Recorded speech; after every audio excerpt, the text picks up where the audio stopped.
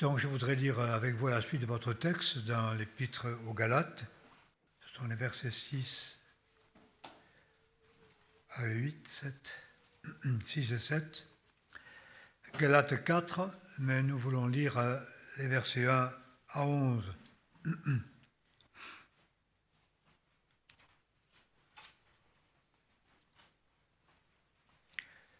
Or je dis que l'héritier, aussi longtemps qu'il est enfant, ne diffère en rien de l'esclave, quoiqu'il soit le maître de tout. Mais il est soumis à des tuteurs, à des curateurs, jusqu'au temps marqué par le Père. Nous de même, lorsque nous étions enfants, nous étions asservis à ce qui est rudimentaire dans le monde. Mais lorsque les temps ont été accomplis, Dieu a envoyé son Fils, né d'une femme, né sous la loi, afin de racheter ce qui était sous la loi et de nous faire obtenir l'adoption filiale. Et parce que vous êtes fils, Dieu a envoyé dans vos cœurs l'esprit de son Fils, lequel crie « Abba », c'est-à-dire « Père ». Ainsi, tu n'es plus esclave, mais fils, et si tu es fils, tu es aussi héritier par la grâce de Dieu. Autrefois, quand vous ne connaissiez pas Dieu, vous serviez des dieux qui ne le sont pas de leur nature. Mais maintenant que vous connaissez Dieu, ou plutôt que vous avez été connus de Dieu, comment retournez-vous encore à ce faible et pauvre rudiment auquel vous voulez vous assujettir de nouveau? Vous observez les jours, les mois, les temps et les années. Je crains pour vous d'avoir travaillé en vain parmi vous. Là, bravo pour ceux qui aiment les cycles liturgiques. Je voudrais ajouter un texte qui est un commentaire, je dirais, l'Épître aux Galates est le commentaire de Romains 8, et ils s'éclairent l'un l'autre. Et je voudrais lire donc quelques passages de Romains 8.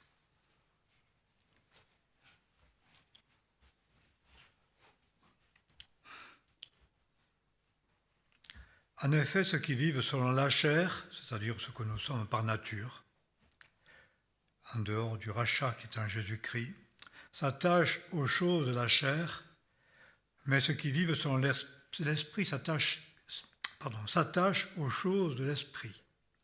Or, les sentiments que fait naître la chair produisent la mort, mais les sentiments que fait naître l'esprit produisent la vie et la paix. L'attachement à la chair, en effet, est inimitié contre Dieu, car la chair ne se soumet pas à la loi de Dieu, et même elle ne le peut pas. Or, ceux qui vivent selon la chair ne peuvent plaire à Dieu. Pour vous, vous ne vivez pas selon la chair, mais selon l'esprit, s'il est vrai que l'esprit de Dieu habite en vous. Mais si quelqu'un n'a pas l'esprit de Christ, il n'est point à lui. Si donc Christ est en vous, le corps est mort à cause du péché, mais l'esprit est vivant à cause de la justice. Et si l'esprit de celui qui a ressuscité Jésus d'entre les morts habite en vous, celui qui a ressuscité Jésus-Christ d'entre les morts rendra aussi la vie à vos corps mortels par son esprit qui habite en vous. Ainsi donc, frères, nous ne sommes point redevables à la chair pour vivre selon la chair. En effet, si vous vivez selon la chair, vous devez mourir. Mais si par l'esprit, vous faites mourir les œuvres du corps, vous vivrez, car tous ceux qui sont conduits par l'Esprit de Dieu sont fils de Dieu. Tous ceux qui sont conduits par l'Esprit de Dieu sont fils de Dieu. Aussi bien, vous n'avez pas reçu un esprit de servitude pour être encore dans la crainte, mais vous avez reçu l'esprit d'adoption, par lequel nous crions « Abba », c'est-à-dire « Père ». L'Esprit lui-même rend témoignage dans notre esprit que nous sommes enfants de Dieu, et si nous sommes enfants, nous sommes aussi héritiers de Dieu, héritiers avec Christ, si toutefois nous souffrons avec lui, afin d'être aussi glorifiés avec lui. Donc, vous voyez bien que surtout les versets 12 à 17 sont bien les versets parallèles à ce que nous avons lu dans l'Épître aux Galates. Je voudrais encore lire quelques passages. J'aime bien lire les passages de la parole, parce qu'au moins ça, c'est sûr que ce n'est pas l'interprétation, c'est la parole, et ils ont plus d'importance que ce que je peux dire. Hébreux, chapitre 12, verset 4. Hébreux, chapitre 12, verset 4. Vous n'avez pas encore résisté jusqu'au sang en combattant contre le péché, et vous avez oublié l'exhortation qui vous est adressée comme des fils. Mon fils, ne méprise pas le châtiment du Seigneur et ne perds pas courage lorsqu'il te reprend. Nous savons que nos combats contre le péché sont parfois des combats douloureux. Et j'ai remarqué qu'aujourd'hui, on n'accepte aucune douleur, ce qui fait que si on souffre de ne pas boire, on va boire. Si on souffre de ne pas être drogué, on va se droguer. Si on souffre d'être privé d'adultère ou de sexe ou de passion, on va en chercher. Et on résout notre problème personnel et nos souffrances, toutes souffrances, par l'oubli. Et l'oubli, bien sûr, Internet et la drogue. J'ai entendu parler de gens qui passent 7 heures sur les réseaux sociaux à acheter et vendre, à, je ne sais pas quoi, consulter tout ce qu'on peut y trouver. Donc, ils sont drogués. Pour fuir quoi? Les soucis de la vie, les inquiétudes, les obligations. Par exemple, pour les ménagères, le ménage, les enfants, etc., etc. Un mari frustrant, parce que tous les maris sont frustrants, que je sache, parce qu'ils n'ont pas la capacité de répondre à tous les désirs. Et donc, on épasse toute souffrance et on manifeste ainsi notre révolte de fils, disant être encore enfants de Dieu, convertis. Et si nous sommes ici, pour la plupart en tout cas, nous le sommes, nous prétendons l'être, par la vie de la chair. Et ainsi, nous ne nous comportons pas comme des fils, mais des bâtards qui n'ont rien à voir avec l'héritage familial, parce qu'ils sont simplement prêtés ou, je dirais, adoptés pour avoir part au bien de la famille, sans en avoir les exigences. Donc, ici, l'apôtre Paul qui a écrit l'Épître aux Romains et l'Épître aux Galates, et celui qui a écrit l'Épître aux Hébreux, j'ai du mal à penser que ce n'est pas lui, mais bon, personne ne l'atteste parce que cette épître n'est pas signée. Et dit donc, vous n'avez pas encore résisté jusqu'au sang en combattant contre le péché, et vous avez oublié l'exhortation qui vous est adressée comme à des fils. Mon fils, ne méprise pas le châtiment du Seigneur, et ne perds pas courage lorsqu'il te reprend, car le Seigneur châtie celui qu'il aime, et il frappe de ses verges tous ceux qu'il reconnaît pour ses enfants. Si vous avez à endurer le châtiment, Dieu vous traite comme des fils. Car quel est le fils que son père ne châtie pas? C'est interdit par les lois de la République quand même. Si vous avez à endurer le châtiment, Dieu vous traite comme des fils. Car quel est le fils que son père ne châtie pas? Mais si vous êtes exempt du châtiment auquel tous ont part, alors vous êtes des enfants illégitimes. La traduction d'autres versions, c'est des bâtards. Vous n'êtes pas de vrais fils. Et puisque nos pères, selon la chair, nous ont châtiés, et que néanmoins nous avons eu respect pour eux, ne serons-nous pas, à bien plus forte raison, soumis au Père des esprits, pour avoir la vie? Cela, en effet, nous châtiait pour un peu de temps, comme il le trouvait bon. Mais Dieu nous châtie pour notre bien, afin que nous participions à sa sainteté. Participons à sa sainteté.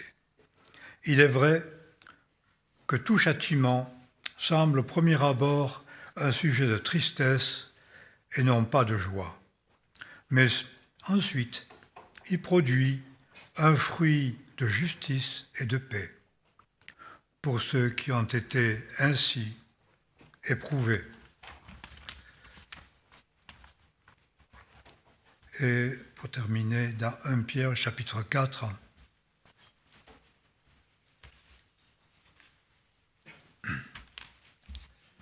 ainsi donc, puisque Christ a souffert dans la chair, vous aussi armez-vous de cette pensée, que celui qui a souffert dans la chair a rompu avec le péché, pour vivre pendant le temps qui lui reste à passer dans la chair, non plus suivant les convoitises des hommes, mais selon la volonté de Dieu.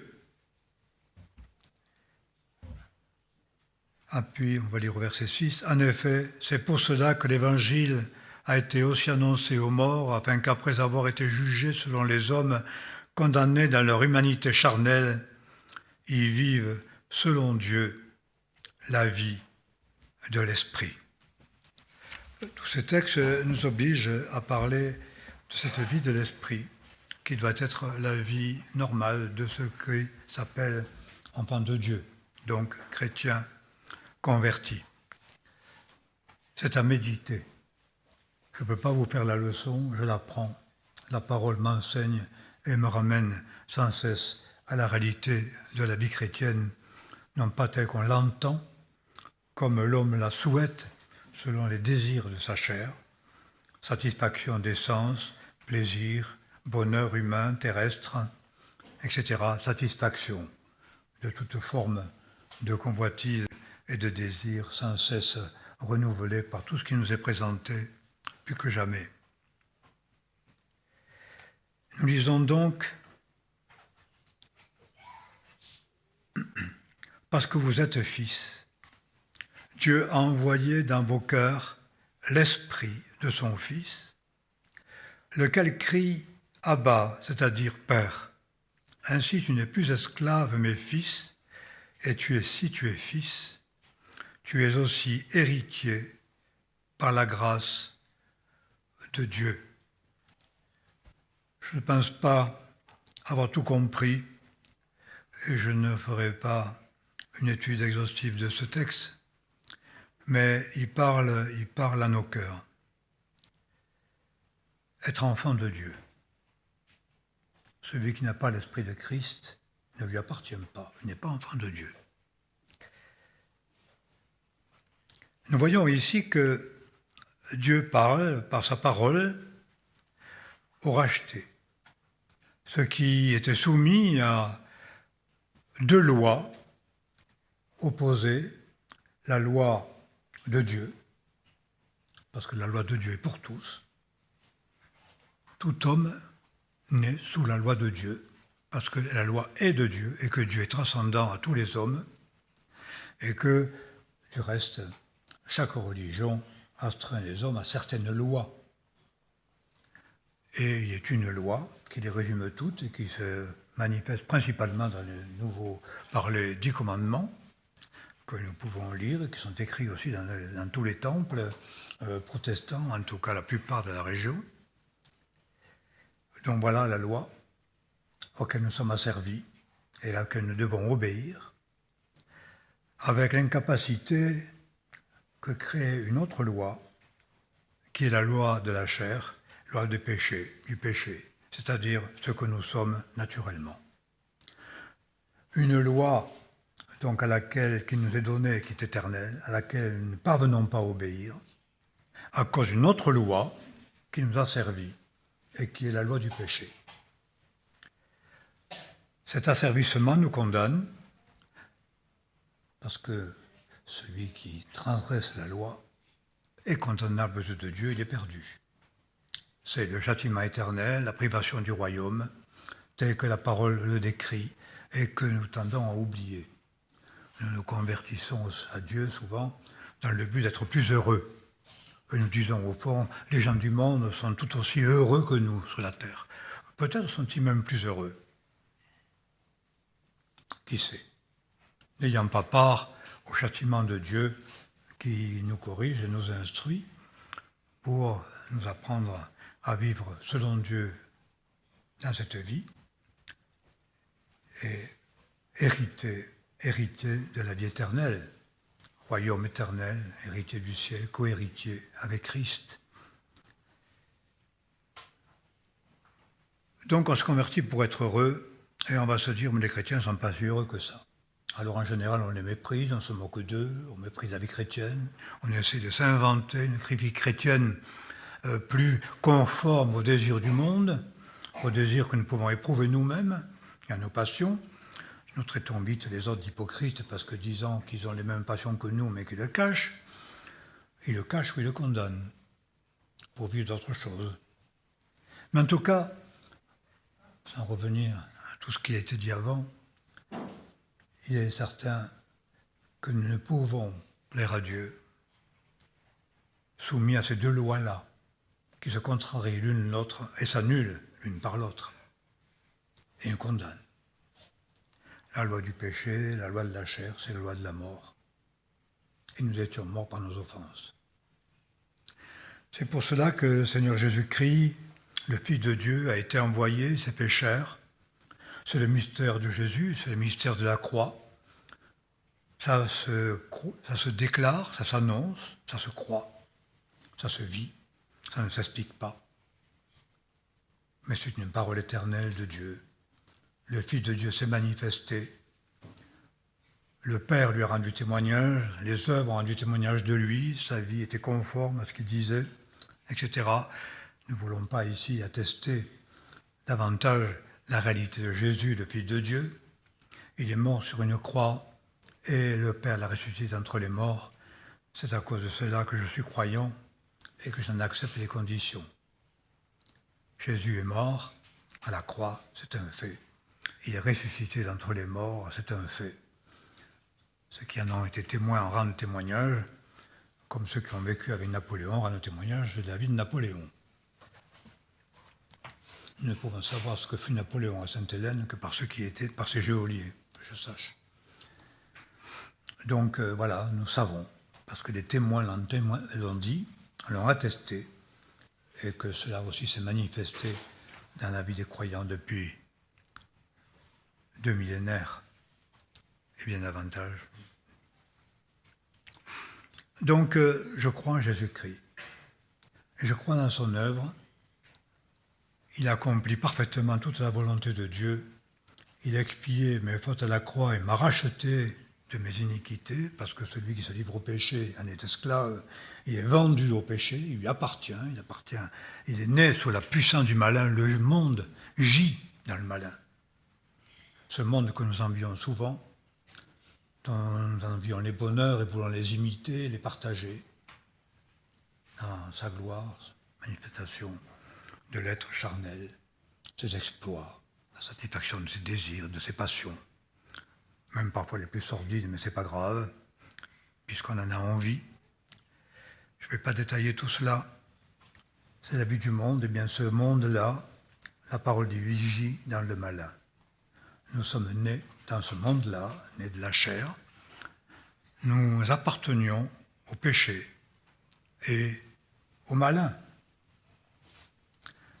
Le texte de l'Épître aux Romains nous dit très clairement qu'avoir les désirs au fond du monde, ou les désirs de la chair, c'est la mort. J'ai souvent remarqué que notre jeunesse aujourd'hui vit dans la mort. On veut mourir, on veut singer des petites morts en se scarifiant, etc., en aspirant parfois à la mort. Et on voudrait bien être délivré, et on dit, mais pourquoi je n'en suis pas délivré? Mais tout simplement parce que je marche selon les désirs de la chair. Et je donne raison à la chair, et avoir les désirs de la chair, c'est avoir la mort, c'est être dans la mort. C'est retourner à la mort. C'est donner à la mort un pouvoir sur mon âme et sur mon esprit qui peut m'entraîner dans la mort éternelle, parce que si vous vivez selon la chair, vous allez mourir. Ce n'est pas une très bonne nouvelle, mais c'est la vérité. La bonne nouvelle, c'est que de ça, puisque nous étions livrés, puisque nous ne pouvions pas nous en dépatouiller, Pour nous, le Seigneur Jésus-Christ est mort et il est ressuscité pour nous justifier. Il nous a rachetés du pouvoir du malin et de la puissance même de la loi de la chair. Il savait que nous étions pécheurs, soumis à la loi de Dieu, incapables d'y obéir. Il est mort pour que nous en soyons libres. Il a accompli en lui tout ce qui était nécessaire pour notre affranchissement. C'est pour cela que nous sommes appelés enfants de Dieu. Donc c'est par la foi dans une œuvre accomplie il y a 2000 ans, qui était selon la volonté du Seigneur, que nous sommes sauvés et que nous pouvons dire être chrétiens, convertis, enfants de Dieu. Le Seigneur Jésus a fait cela, c'est de l'histoire, on pourrait dire ancienne, et cela se réalise et s'actualise dans nos vies par l'esprit d'adoption. Il arrive que les gens jouent au papa et à la maman, vous savez, et ils essayent de s'occuper des uns des autres. Ah, je suis comme ta mère, ah, je suis comme ton père. Mais bon, ils ne le deviennent jamais finalement au bout du compte. Et quand ils vont faire signer un papier à la mairie en voulant quand même finalement au bout du compte adopter, dans leur cœur c'est pas fait et l'enfant adopté n'est pas comme celui qui est né dans la famille, il n'a pas l'esprit de famille. Donc c'est partiel, c'est humain, c'est passager, c'est souvent décevant et douloureux. Ça serait ainsi si le Seigneur était seulement mort pour nous et s'il ne faisait rien de plus pour nous. Ce qui fait de plus pour nous, qui fait que nous avons part à la famille. L'esprit de famille nous est accordé. Ce n'est pas une adoption théorique et juridique, même pas affective, c'est plus que cela. C'est de l'amour. Un amour qui se donne et qui partage l'héritage, qui partage l'esprit de famille. Il ne nous fera plus sentir que nous ne sommes pas de la famille si nous marchons par l'esprit. Il nous accorde l'esprit de Christ, l'esprit du Fils, pour que nous soyons adoptés et que nous disions « Père ». L'Esprit lui-même rend témoignage à notre esprit que nous sommes enfants de Dieu. C'est l'onction de tous les croyants. Cette visitation de l'Esprit qui a été promis par le Seigneur Jésus lui-même. Je m'en vais et vous êtes avantageux que je m'en aille parce que j'irai au Père et j'étais avec vous et je serai en vous. Comment? En vous envoyant de la part du Père l'Esprit Saint. L'Esprit Saint qui est un sceau, un gage de l'héritage et qui est appelé à habiter nos cœurs, qui se reçoit par la foi, comme étant une appartenance et qui est l'esprit de famille. C'est la famille des enfants de Dieu, ceux qui ont reçu l'Esprit Saint, gage de l'héritage qui nous a réservé dans le ciel et que le Seigneur nous accorde par privilège sur tous les humains. Être enfant de Dieu, être scellé par le Saint-Esprit. Rachat, pardon du péché, affranchissement de la loi et du principe de la chair qui fait que la loi était sans force pour nous conduire à Dieu, et attestation dans le cœur de l'Esprit, par l'Esprit Saint, de notre appartenance à Dieu, fait de nous des enfants de Dieu adoptés par lequel nous pouvons crier Père. C'est Dieu le Père en Jésus-Christ. Aujourd'hui, on parle de Dieu, on élabore, on élucubre sur Dieu, on se dit adieu ou croire en Dieu, mais on ne sait pas ce que ça veut dire. Nous avons tous les traits, tous les signes, tout le mode de vie et désir des hommes du monde. Nous les convoitons, nous les désirons, nous les imitons, nous les introduisons dans nos vies. Nous voulons être comme. Mais au fond, nous ne voulons pas de l'esprit de famille. C'est pour ça qu'il y a tellement de difficultés pour beaucoup d'être dans l'Église. On veut bien être croyant, mais la vie de l'Église est quelque chose qui nous déplaît, qui nous fait horreur. On a du mal à être du peuple de Dieu, parce qu'orgueilleusement, nous préférerions être du monde et nous perdre. Si vous marchez selon la chair comme le monde, vous allez mourir. Il ne faut pas se faire d'idées, la Bible est claire. Et si nous croyons à la prédestination et au salut inadmissible, eh bien malgré tout, c'est l'apôtre Paul qui nous a enseigné, conformément aux Écritures, mais c'est celui-ci qui dit, dans Romains 8, aux enfants de Dieu, si vous marchez selon la chair, vous allez mourir. Dans cette vie de l'esprit, ce don si précieux que Dieu nous a donné, parce que nous sommes gens de la maison de Dieu, gens de sa famille, nous lui appartenons et nous sommes héritiers avec Christ. De quel héritage? L'héritage éternel qui ne peut ni se corrompre, ni se souiller, ni se flétrir.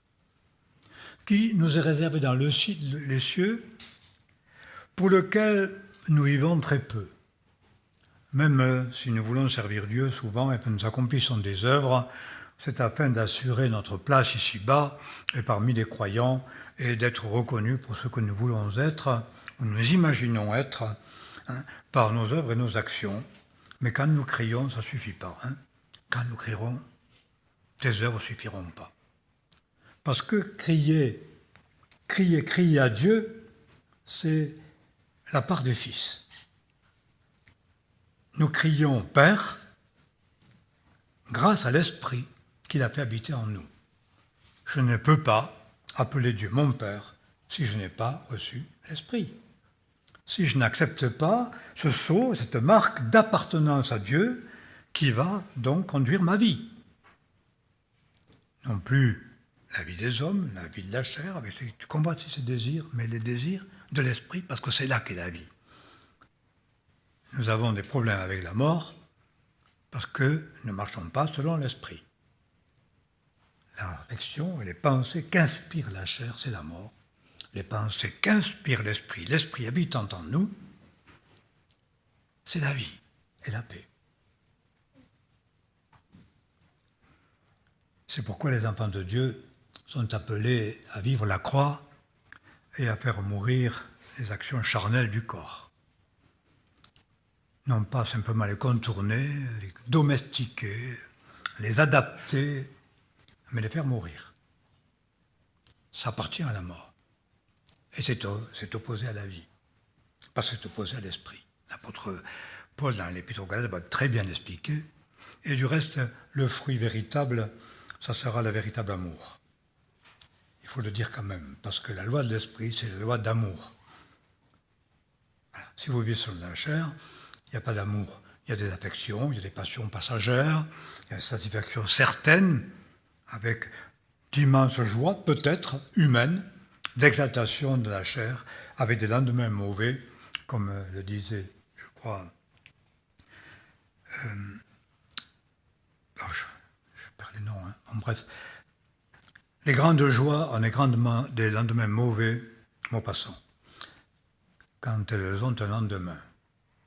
Je crois que c'est Maupassant, oui. Les grandes joies ont des lendemains mauvais quand elles ont un lendemain. C'est pourquoi d'une fête, on saute sur une autre fête, et quand il n'y a plus de fête, eh bien, c'est la défaite. C'est cela la vie des hommes. Et il faut à nouveau s'oublier, on appelle ça s'éclater. La vie de l'enfant de Dieu n'est pas celle-là, c'est une vie continue, c'est l'œuvre de l'Esprit en nous,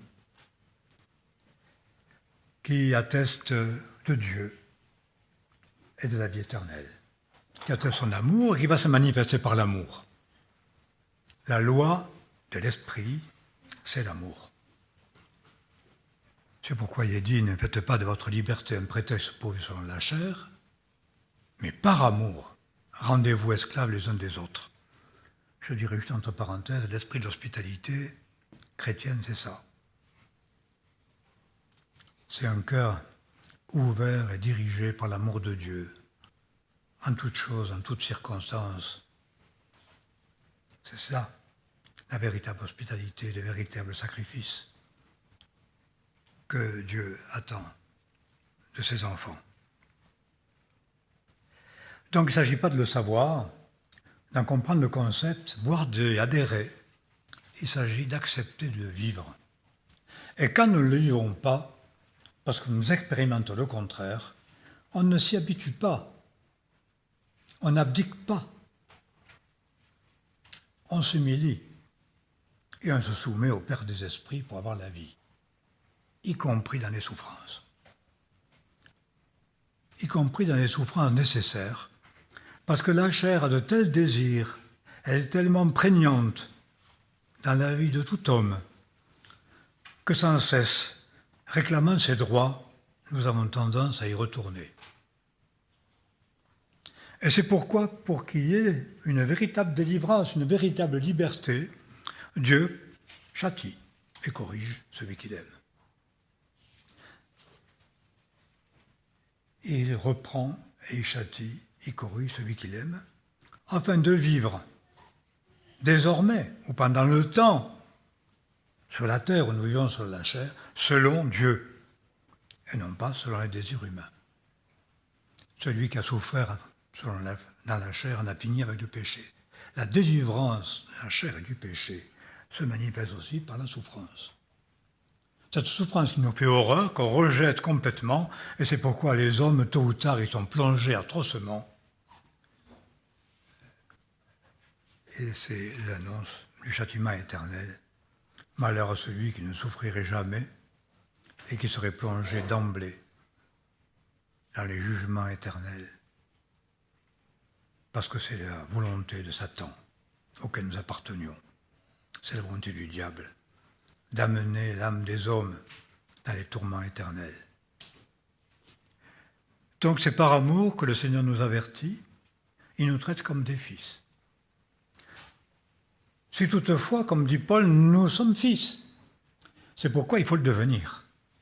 Nous ne pouvons pas saisir ces choses, nous ne pouvons pas les vivre en dehors de cette réalité. Non seulement j'ai cru en Jésus-Christ qui, et je peux confesser que j'ai été racheté, même si toute ma vie peut-être est encore le reflet de l'inverse. Passion de la chair, plaisir de la chair, péché du monde, avec toutes ces manifestations, je ne peux pas vivre ces choses et attester que je suis chrétien. Voilà. Un chrétien est quelqu'un qui a reçu l'Esprit de Christ et qui va chercher désormais à plaire au Père céleste, se soumettre au Père des esprits, parce qu'en lui c'est la vie et c'est la vie éternelle. Il y a peut-être plus de tristesse humaine dans la vie du chrétien. Et même apparemment, Dieu ne semble pas vouloir nous en épargner sur la terre. Parce qu'il a quelque chose de meilleur à proposer à ses enfants, et c'est un héritage éternel. C'est pourquoi ne vous attachez pas à ce qui périt, mais à ce qui subsiste pour la vie éternelle. Nos âmes le perdent de vue sans cesse.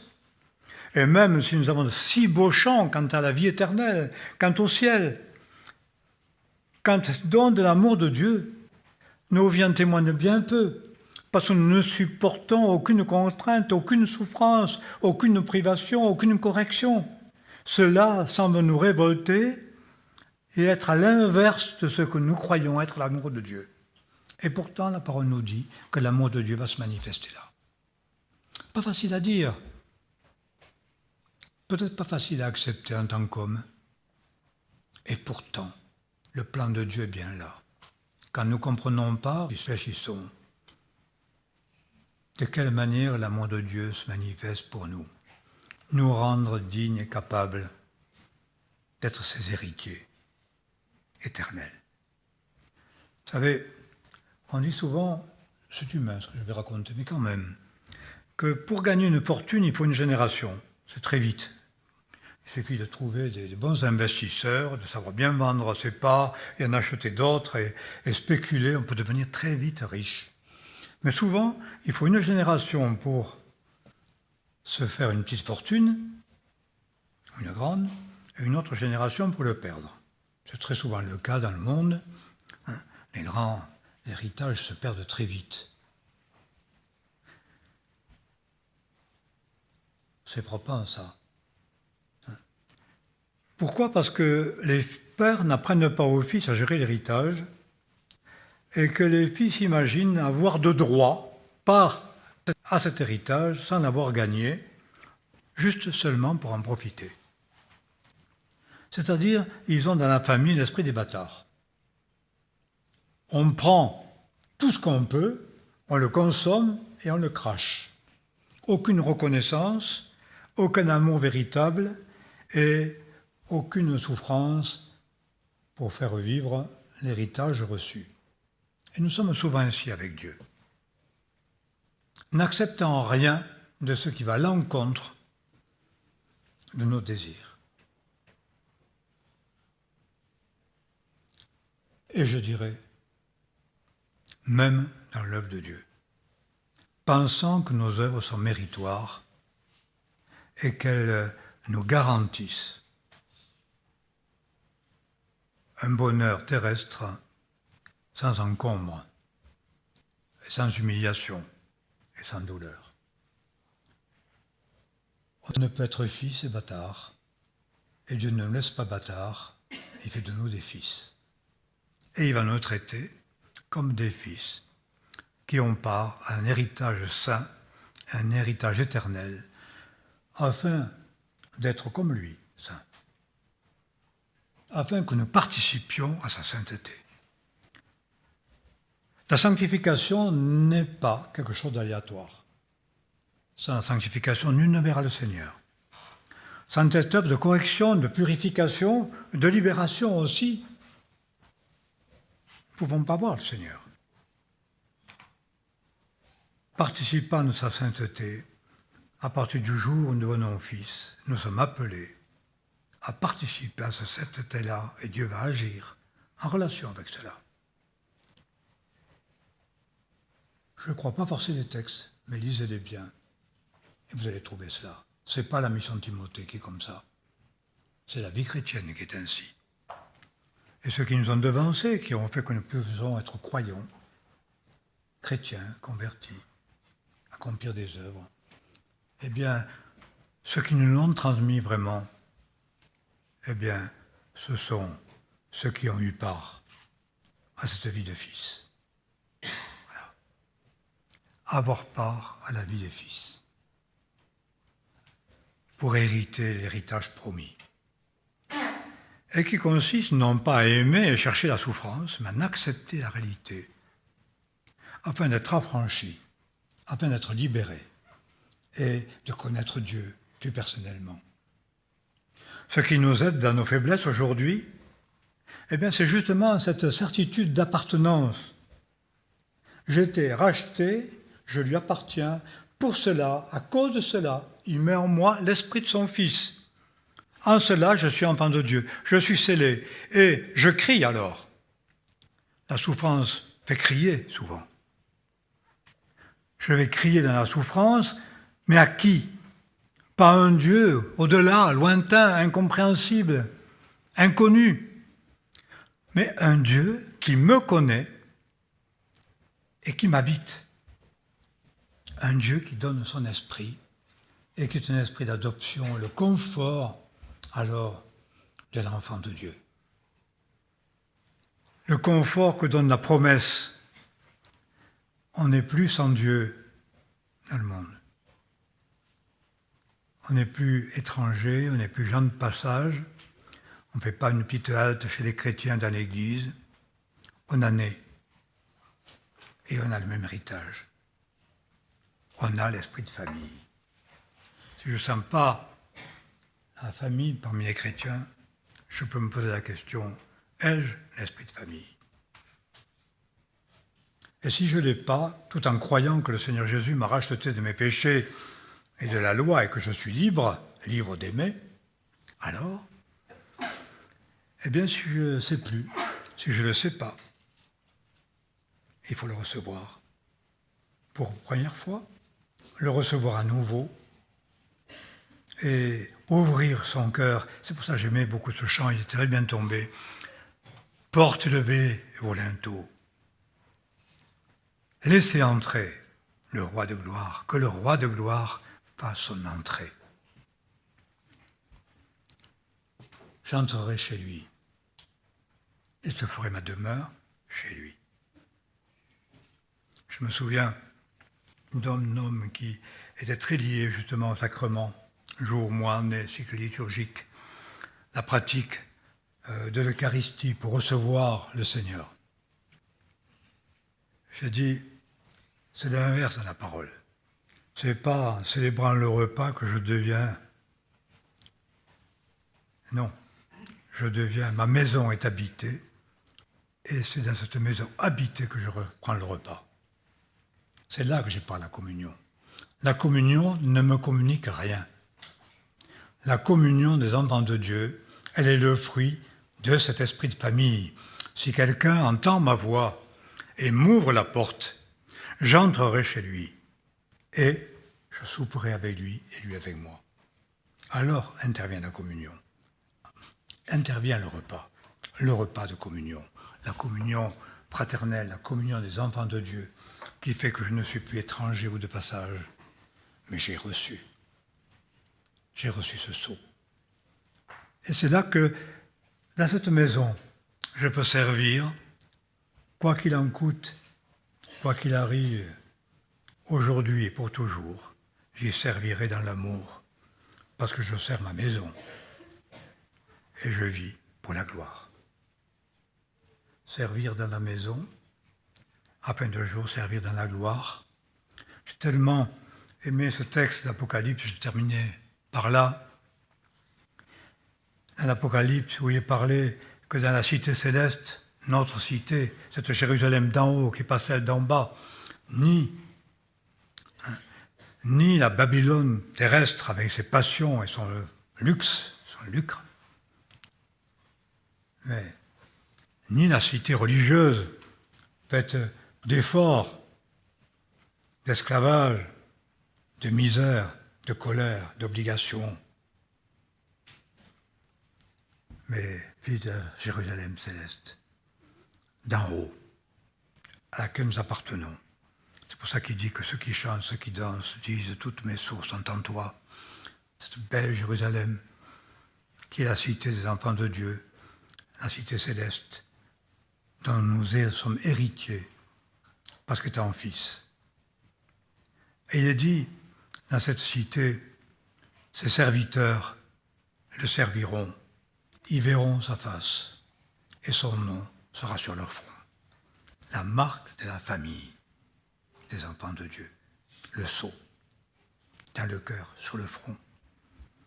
Ses serviteurs le serviront. Et j'ai dit un jour en pleurant, Seigneur, si après t'avoir servi, sans te voir, je peux te servir en te voyant, alors tout l'espoir est là. Ses serviteurs le serviront sans le voir, nous croyons en lui sans le voir encore, mais nous le servirons par la vue. C'est pourquoi nous sommes appelés à renouveler notre consécration dans l'Église, recevant comme tout à nouveau cet esprit qui est l'esprit de vie, la vie de réveil de l'Église, c'est la présence du Saint-Esprit qui est le sceau et la manifestation de cette gloire invisible de Dieu qui doit habiter nos cœurs et qui se manifeste dans ce que le corps des croyants se réunissent ensemble pour adorer le Seigneur et chanter ses cantiques et prier, répondre sa parole. Alors là, la gloire est dans l'Église, elle est dans nos cœurs et dans son Église, et nous régnerons un jour dans le ciel pour toujours. Je voudrais que nous prions ensemble. Seigneur, nous voulons comme à nouveau recevoir ton esprit, recevoir en nous ce sceau qui fait de nous les enfants de Dieu et qui nous permet dans les épreuves de crier Père. Grâce au Seigneur Jésus, nous sommes entendus par le Père. Et nous voulons nous soumettre à toi qui es Père des esprits pour avoir la vie. Quelles que soient les circonstances de nos vies, nous voulons l'être et le vivre pour être des sujets de gloire, de louange, d'honneur quand tu paraîtras et être reflet ici-bas, sur la terre, parmi les hommes, des reflets de cette gloire et de cette vie. Ô Seigneur, oui, que ta vie, la vie de l'Esprit, soit renouvelée en mon cœur, en nos cœurs, renouvelée dans l'Église. Nous te le demandons. Nous sommes appelés à briller comme des flambeaux dans le monde, portant cette parole de vie. Nous bénissons Dieu le Père, le Seigneur Jésus-Christ, Fils de Dieu notre Sauveur, par la puissance du Saint-Esprit. Que le nom du Seigneur soit béni. Amen.